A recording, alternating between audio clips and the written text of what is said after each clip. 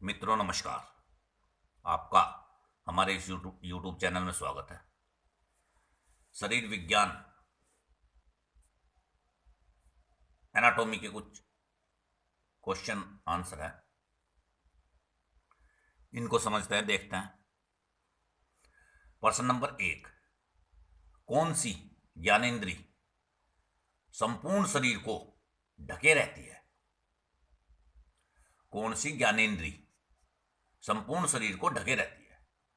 आंख, नाक, त्वचा या जीभ? तो जो त्वचा है ये संपूर्ण शरीर को ढके रहती है और त्वचा ज्ञानेंद्रिय है। इससे हमें किस चीज का आभास होता है? स्पर्श। स्पर्श का आभास त्वचा से होता है। सर्दी गर्मी इनके बारे में भी त्वचा से ही पता चलता है। तो त्वचा एक ज्ञानेंद्रिय है और ये संपूर्ण शरीर को ढके रहती है। प्रश्न नंबर 2, जिह्वा के कौन से भाग से हमें नमकीन स्वाद का अनुभव होता है? अग्रभाग से, पार्श्व भाग से, मध्य भाग से या एक एवं दो दोनों से? तो जिह्वा के जो नमकीन भाग का हमें नमकीन भाग का हमें पता चलता है, नमकीन स्वाद का अनुभव होता है, वो होता है मध्य भाग से। और जो अग्रभाग है इससे क्या होगा? मीठे का अनुभव होगा, मीठे का अनुभव होगा।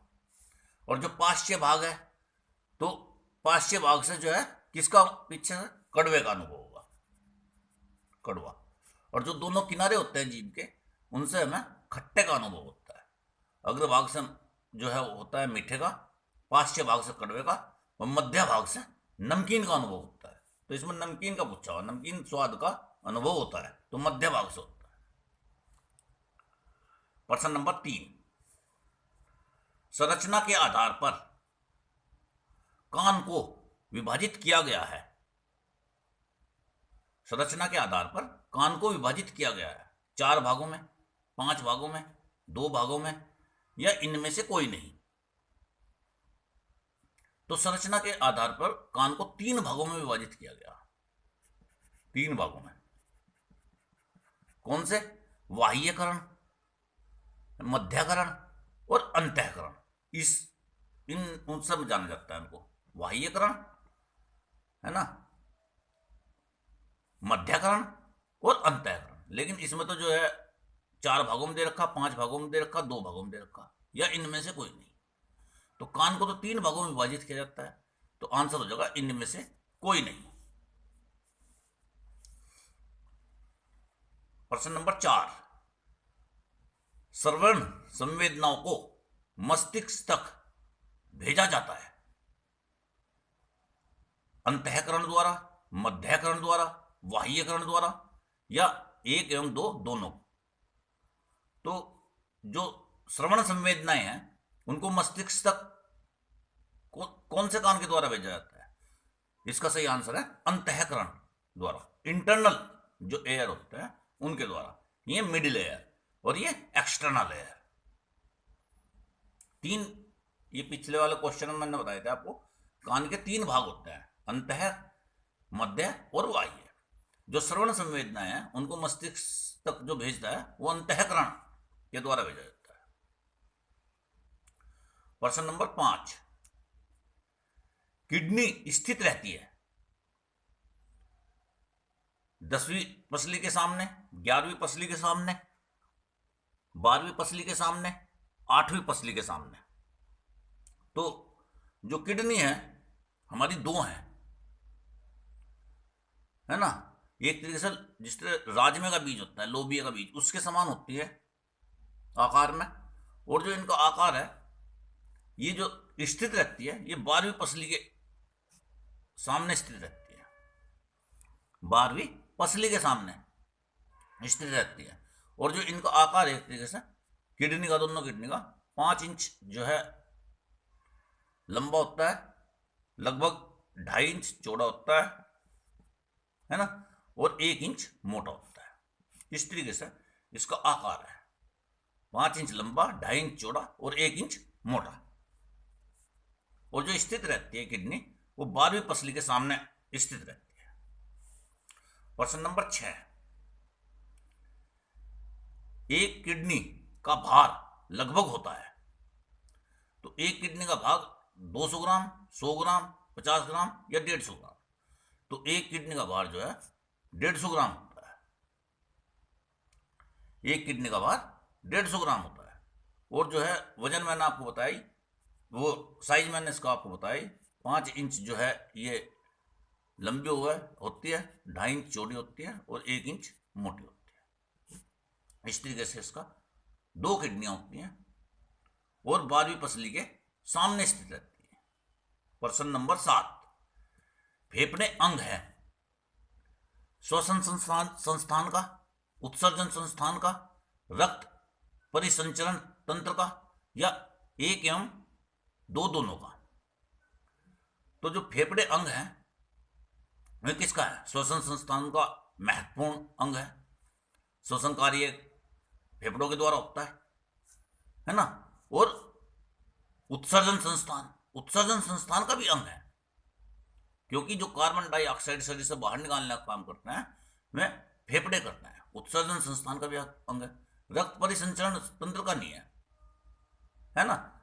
तो इसका आंसर हो जाएगा एक एवं दो दोनों। किस किस के अंग है? श्वसन संस्थान का अंग है और उत्सर्जन तंत्र का अंग है फेफड़े।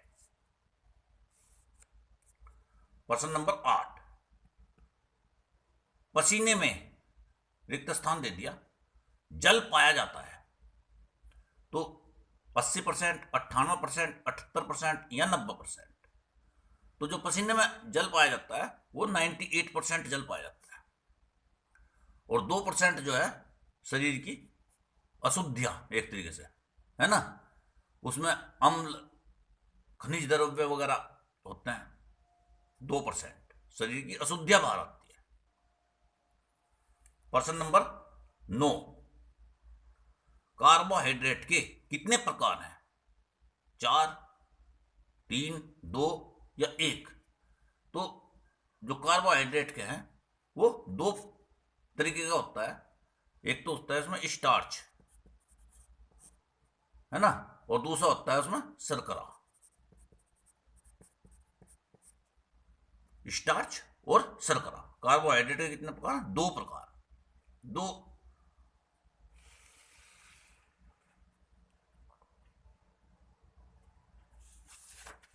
प्रश्न नंबर 10,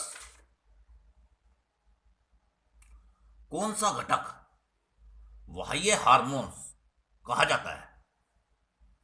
प्रोटीन, विटामिन, जल या वसा? तो जो है कौन सा घटक बाह्य हार्मोन्स, बाहर का हार्मोन्स कहा जाता है? विटामिन को जो है बाह्य हार्मोन्स कहा जाता है ना। ये एक तरीके से जीवनी तत्व है, जीवनी तत्व। विटामिन को जीवनी तत्व भी बोला जाता है ना, जीवनीय तत्व। और जो है इनकी जो मापन की इकाई होती है विटामिन की, वो IQ होती है।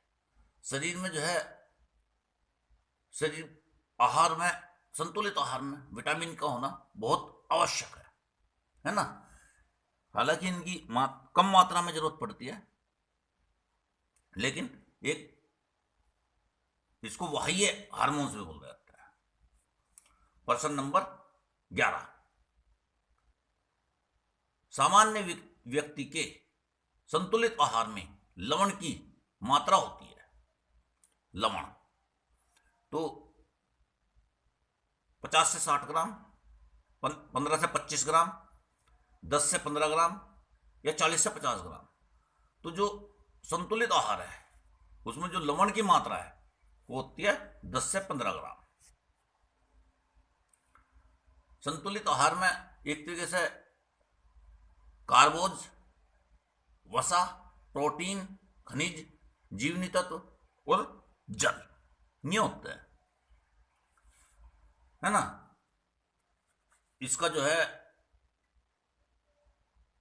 15, एक तरीके से मान लो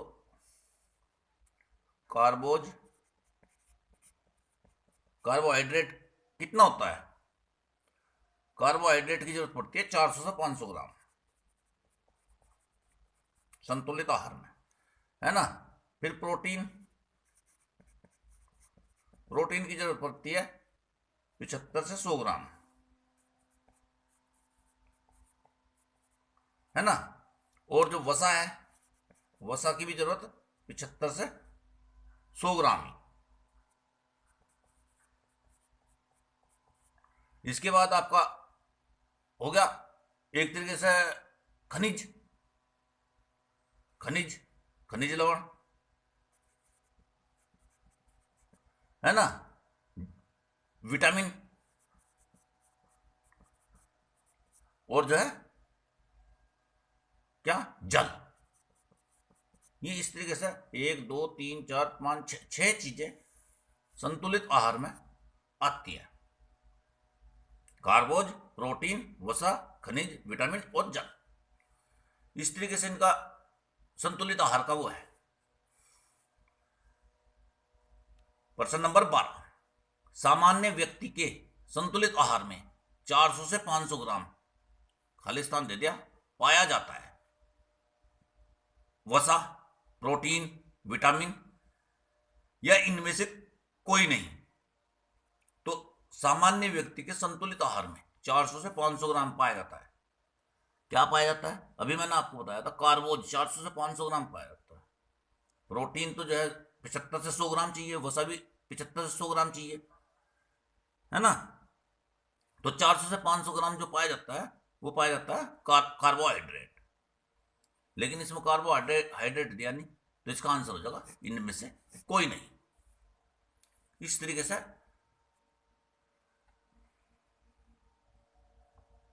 प्रश्न नंबर 13, फलों में डैश दे दिया, प्रतिशत जल पाया जाता है। कितने प्रतिशत जल पाया जाता है? 60 से 70%, 70 से 80%, 85 से 95%, या 75 से 85%। तो जो फलों में जल पाया जाता है, फलों में जल की जो मात्रा होती है वो 85 से 95% होती है। और ये एक तरीके से बिल्कुल 100% शुद्ध जल रहता है, इनमें विशुद्ध जल एक तरीके से। प्रश्न नंबर 14, विटामिन को खालिस्तान दे दिया, श्रेणियों में वर्गीकृत किया गया है। 4 श्रेणियों में, 5 श्रेणियों में, 2 श्रेणियों में या 6 श्रेणियों में। तो जो विटामिन है उसको 2 श्रेणियों में वर्गीकृत किया गया। कौन कौन सी? एक तो होती है जल घुलनशील और एक होती है वसा घुलनशील, है ना। तो जो जल घुलनशील है, जल घुलनशील में तो आ जाएंगे आपके बी, सी और P, vitamin B, vitamin C और विटामिन पी, है ना। और जो वसा घुलनशील है इसमें आ जाएंगे विटामिन ए, डी, है ना, ई, के। इस तरीके से आ जाएंगे विटामिन। बी के काफी सारे होते हैं, B1, B2, B6, B12। ये एक तरीके से शरीर वृद्धि के लिए विटामिन बी की जरूरत होती है। जो सी है, सी एक तरीके से विटामिन खट्टे में होता है, इससे इसकी कमी से स्कर्वी रोग हो जाता है, स्कर्वी रोग। और जो ये तो जल घुलनशील है, 3 विटामिन तो जल घुलनशील है, vitamin B, vitamin C, vitamin P. और जो वसा घुलनशील है वो विटामिन ए है ना। ये एक तरीके से शरीर की जो है इसकी कमी से शरीर की वृद्धि रुक जाती है, प्रतिरोधक क्षमता कम हो जाती है इससे। ये विटामिन ए जो है संपूर्ण शरीर की जो एपिथेलियन ऊतक है, एपिथेलियम ऊतक है, उनको स्वस्थ बनाने में कार्य करता है। विटामिन डी की प्राप्ति हमें धूप से होती है। ये हड्डियों को मजबूत करता है, विटामिन डी हड्डियों को, दांतों को, है ना। इसकी कमी से जो है रिकेट रोग हो जाता है विटामिन डी की कमी से। विटामिन ई जो है प्रजनन प्रक्रिया को बढ़ाने का कार्य करता है ये, है ना। जो कमी से एक तरीके से बंधता उत्पन्न हो जाती है। ये एक तरीके से एंटीऑक्सीडेंट है, एंटीऑक्सीडेंट।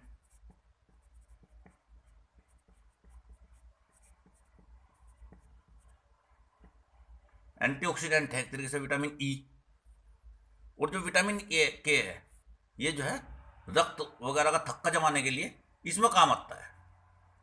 विटामिन ए, इसकी कमी से जो है रक्त पित्त वगैरह हो जाता है विटामिन के। तो इस तरीके से विटामिन जो है, विटामिनों को दो श्रेणियों में विभाजित किया गया, जल घुलनशील और वसा घुलनशील। जल घुलनशील में जो है बी, सी, पी, और वसा घुलनशील में विटामिन ए, डी, ई, के, ये है। तो इस तरीके से मित्रों क्रम से वीडियो बनाता रहूंगा। जो मित्र पहली बार जुड़ रहे हैं वह चैनल सब्सक्राइब कर लें, बेल का बटन भी दबा लें, जिससे कि आपको जो मैं नई वीडियो अपलोड करूं उनका नोटिफिकेशन मिल जाए और आप उनको देखकर उनका लाभ उठाएं। धन्यवाद मित्रों।